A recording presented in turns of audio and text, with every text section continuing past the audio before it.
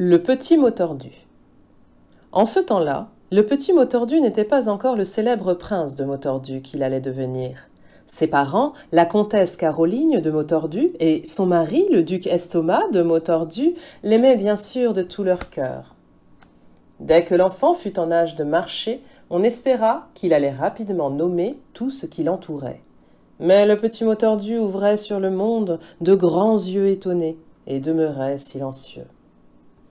Un jour, comme son père lui tendait les bras, le jeune prince s'y précipita et l'embrassa jusque dans les moustaches. « Papa !» Le petit prince de Mautordu parlait. Enfin ! Son père en fut très ému, évidemment, mais aussi quelque peu étonné. « Comment ?»« Papa !» répéta le bambin. « Brave petit !» s'exclama le duc de Mautordu. « Le langage est une chose toute nouvelle pour toi, il est donc normal que tu t'y perdes un peu. Mais dans la famille Mautordu, on parle en mots tordus. On dit donc tata à son père et non papa. » Et celui qui voulait se faire appeler tata reposa son fils par terre. « Papa !»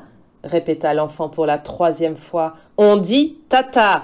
répliqua aussitôt le duc, « et non pas papa, pas papa, papa, papa, s'amusa le petit mot tordu. Alors, le duc de Mautordu, totalement découragé, s'éloigna, la larme à l'œil, préférant s'en aller arroser les fleurs de son jardin. C'est là que le trouva son épouse, Caroline, de retour des commissions. « Mais mon chéri, vous avez la larme à l'œil?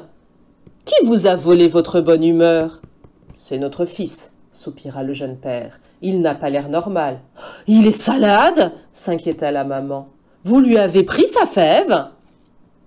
Le duc hocha la tête. « Ah, c'est la fin des haricots, et Mais déjà, la mère du petit mot tordu était auprès de son fils, qui cherchait son père en faisant un bruit bizarre avec sa bouche. « Papa? Y a papa? Oui, y a papa, papa ?» Le cœur de la comtesse se serra douloureusement, mais elle n'en laissa rien paraître. « Mon tendre amour, regarde ce que je t'ai rapporté du marché. » L'enfant souleva le couvercle d'une boîte et en tira un magnifique « chapeau !» s'exclama-t-il. « Ah non !» rectifia la mère, « je t'ai offert un château. Ainsi ta tête sera-t-elle à l'abri du méchant soleil et de la méchante pluie. »« Chapeau ! Chapeau !» s'obstina l'enfant. Les parents du petit prince attendirent que l'enfant soit bien endormi pour discuter de ce grave problème.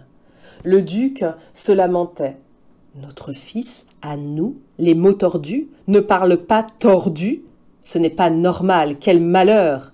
La comtesse essaya de le consoler. « Il va peut-être faire des progrès, et tout va s'arranger, espérons-le. » Mais le duc n'était pas convaincu. « Tout de même, mettre un chapeau sur sa tête, c'est grave. Mon fils n'est pas notre fils. » Caroline lui tapota la main. « Allons, votre mauvais sang me fait beaucoup de veine. » Mais le duc déjà pensait à l'avenir.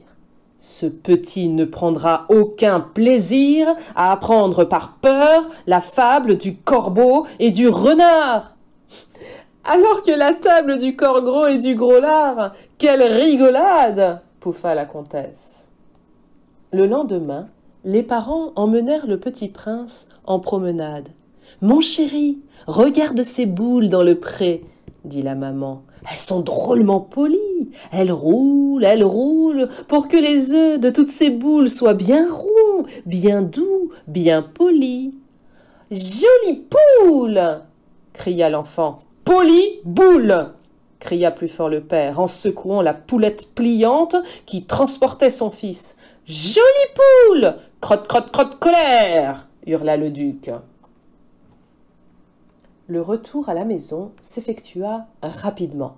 « Mais on ne lui a pas encore montré les cheveux, les bâches, les cafards ?» protestait la comtesse. « Les chevaux, les vaches et les canards !» corrigeait son fils. Le duc se désolait encore. Si au moins il disait les dadas, les meumeux et les coins-coins, il y aurait un peu d'espoir. Mais c'est à croire que notre fils ne voit pas les mêmes choses que nous. S'il ne devient pas rapidement tordu, sa vie sera un enfer. Alors, le lendemain, les pauvres parents du petit mot tordu enfermèrent celui-ci dans une chambre qu'ils avaient à moitié remplie de chapeaux, de toutes les formes, de toutes les tailles et de toutes les couleurs. « Ah, tu veux des chapeaux ?» rugit le père. « Eh bien, voilà, j'espère que tu en auras une indigestion, mauvais fils !» Et le duc et la comtesse de Mautordu refermèrent la chambre de leur fils. Puis ils montèrent sur un bateau à carreaux blancs et noirs et entamèrent une partie de rame.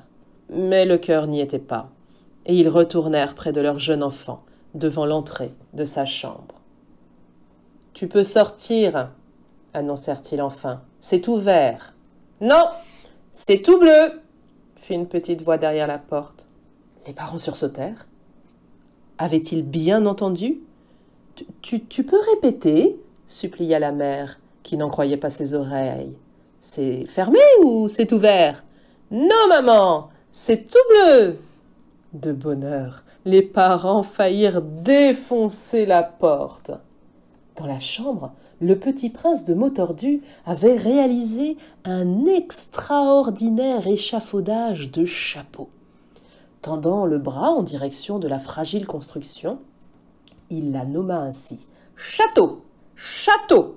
Le duc faillit s'évanouir. « Mon fils, ma chair, mon sang ! Je le savais, tu es tordu, tu es sauvé !»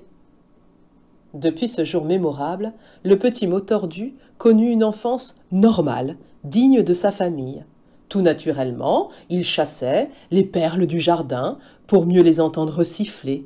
Il menait auprès son petit troupeau de bâches ou de boutons et fredonnait « Le bon roi d'Agobert a pris l'autoroute à l'envers ». Mais pour fêter l'arrivée de son fils dans le monde des tordus, sa maman prit soin de confectionner ce fameux chapeau château qui ne devait plus jamais quitter la tête du prince de Mautordu.